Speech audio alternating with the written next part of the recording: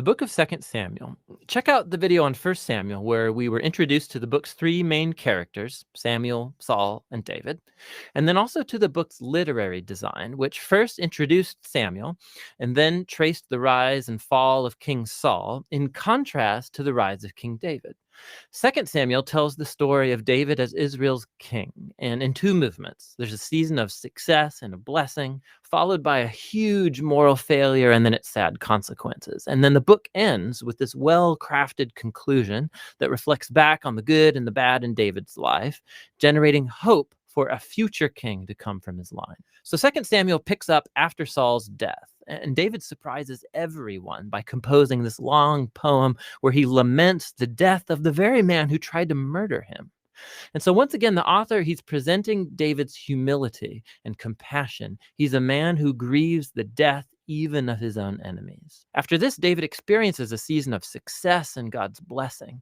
All of the Israelite tribes, they come to David and then they ask him to unify all the tribes as their king.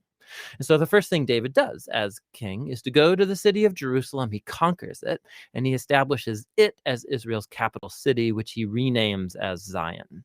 And from there, David goes on and he wins many battles and expands Israel's territory. Now, after making Jerusalem the political capital of Israel, he wants to make it their religious capital as well. And so he has the Ark of the Covenant moved into the city. And then in 2 Samuel 7, he tells God, now that Israel has a permanent home, he thinks that God's presence should also get a permanent house. So he asks if he can build a temple for the God of Israel. But God says to David, thank you for that thought, but actually I'm going to build you a house, a dynasty. Now, 2 Samuel 7, this is a key chapter for understanding the storyline of the whole Bible, because God here makes a promise to David that from his royal line will come a future king who's going to build God's temple here on earth and set up an eternal kingdom. And it's this messianic promise to David that gets picked up and developed more in the book of Psalms and also in the books of the prophets. And it's this king that gets connected to God's promise to Abraham. The future messianic kingdom will be how God brings his blessing to all of the nations. And it's right here in the midst of all this divine blessing that things go horribly wrong. David makes a fatal mistake, not fatal for him, but for a man named Uriah, one of David's prize soldiers. So from his rooftop, David sees Uriah's wife, Bathsheba, bathing. David finds her, he sleeps with her, gets her pregnant, and then he tries to cover the whole thing up by having Uriah assassinated and then marrying her. It's just horrible. So when David's confronted by the prophet Nathan about all of this, he immediately owns up to what he's done. He's broken, he repents, he asks God to forgive him, and God does forgive him, but God doesn't erase the consequences of David's decisions. And so as a result of this horrible choice, David's family, his kingdom, it all falls apart. And it makes this section a tragic story, much like Saul's downfall.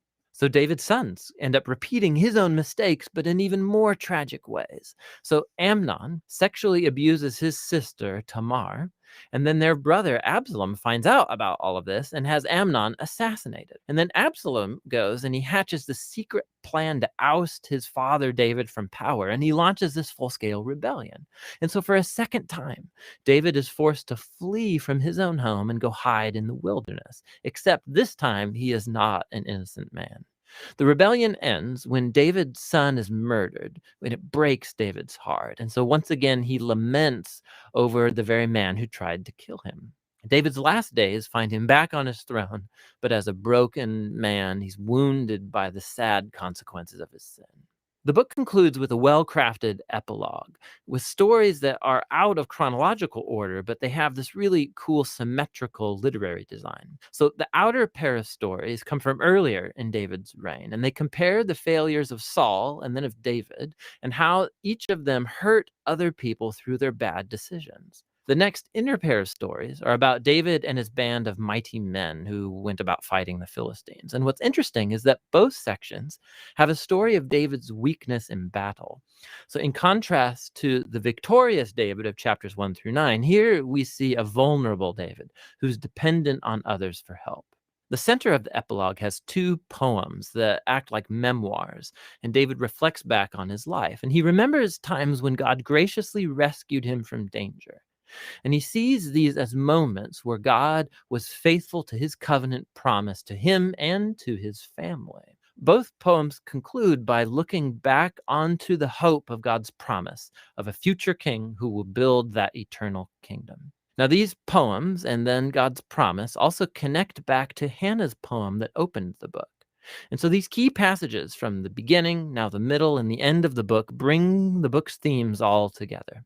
Despite Saul and David's evil, God remained at work, moving forward his redemptive purposes. And God opposed David and Saul's arrogance, but he exalted David when he humbled himself. And so the future hope of this book reaches far beyond David himself. It looks to the future, to the Messianic king who will one day bring God's kingdom and blessing to all of the nations. And that's what the book of Samuel is all about.